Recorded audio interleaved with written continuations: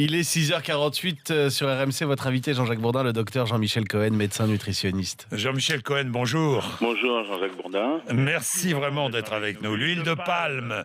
D'abord, où trouve-t-on de l'huile de palme? Dans quels produits? À l'heure actuelle, à peu près partout. En réalité, on dit l'huile de palme. J'aurais préféré qu'on dise la matière grasse de palme parce que c'est un produit un peu particulier. C'est une masse compacte, graisseuse, qui s'apparente pas du tout à de l'huile. Et en fait, on la trouve partout parce que c'est un produit qui n'est pas très cher. Il n'est pas cher à la production. Il se stocke extrêmement rapidement. Il se conserve très longtemps. Et il a une particularité, c'est qu'il donne de la matière à un produit. C'est-à-dire que, par exemple, à un biscuit, comme c'est une matière grasse qui va se figer à l'air, le biscuit va devenir plus craquant. Si c'est un plat cuisiné, on va pouvoir le former différemment. On va le retrouver dans la pâtisserie, on le retrouve dans énormément de produits, donc tout le monde mange de l'huile de palme aujourd'hui dans des quantités relativement importantes. L'incarnation du Nutella étant vraiment une caricature. Voilà, le Nutella, évidemment, il y a de l'huile de palme. Les industries cosmétiques utilisent beaucoup et plus que l'agroalimentaire, cette pâte, cette matière grasse qui est tirée, évidemment, d'arbres qui sont coupés, donc d'où une déforestation. Mais c'est le premier dommage. Autre dommage, c'est évidemment pour la santé. Parce que c'est mauvais pour la santé, docteur Cohen. Complètement. Alors, il n'y a aucun doute là-dessus. Ça fait partie des matières grasses les plus saturées.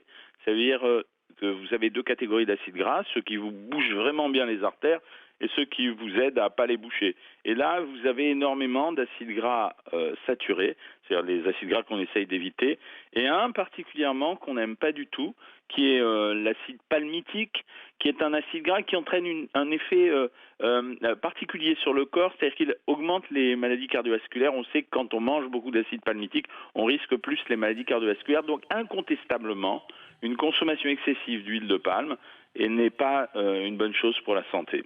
Alors, encore une fois, les responsables politiques, nos députés ont manqué de courage. Pourquoi?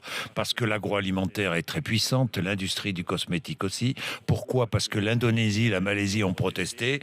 Le Sénat avait voté une surtaxe sur ce produit, l'huile de palme, et puis voilà que les députés ont baissé le montant de cette taxe qui finalement va devenir presque anecdotique.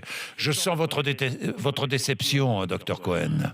C'est plus qu'une déception, c'est un foutage de gueule. Parce que c'est une huile c'est une matière grasse qui va être moins taxée que d'autres matières grasses. Elle sera moins taxée que l'huile d'olive. Ensuite, parce que non, elle va être moins taxée que l'huile d'olive. Oui. L'huile de palme, c'est une des huiles végétales les moins taxées en France maintenant. Je crois que c'est 100 € la tonne et 190 pour l'huile d'olive. Et la deuxième chose, ça a été une énorme blague, l'histoire de l'huile de palme durable. Ah oui, vous avez raison, elle est durable parce qu'elle se fige dans les artères des gens. Et c'est pas pour parce autre chose. qu'on nous dit, Nutella et les autres nous disent « Ah mais non, on utilise de l'huile de palme durable ». Ça n'existe pas. C'était juste une formidable opération de lobbying qui visait à protéger non seulement les rapports avec la Malaisie et l'Indonésie, je ne sais pas, mais en tout cas les négociants hollandais qui sont quand même les principaux acteurs de la chaîne, sont les gens qui ont fait un lobbying intense pour protéger effectivement leurs marges. Alors l'argument écologiste est très fort, qu'on le veuille ou non, et si la Malaisie et l'Indonésie ne s'en rendent pas compte, cette déforestation elle est massive, parce que les palmistes ça repousse pas en une année. Donc c'est simplement un petit bricolage de plus, quoi. Ouais, merci. Et je vois, quand je pense qu'on a une secrétaire d'État à la biodiversité qui s'appelle Barbara Pompili, qui est écologiste et qui ose dire cette taxation est plus réaliste. Non, mais je ne sais pas dans quel monde. Mais j'aurais honte. J'aurais honte d'accepter un poste de secrétaire d'État et de faire le contraire de mes convictions. Je pense que chacun d'entre eux a un dictionnaire à côté de lui, de telle façon à utiliser tous les mots du vocabulaire, tous les mots de ce dictionnaire pour nous faire avaler n'importe quelle pilule. Et vous avez complètement raison, Jean-Jacques.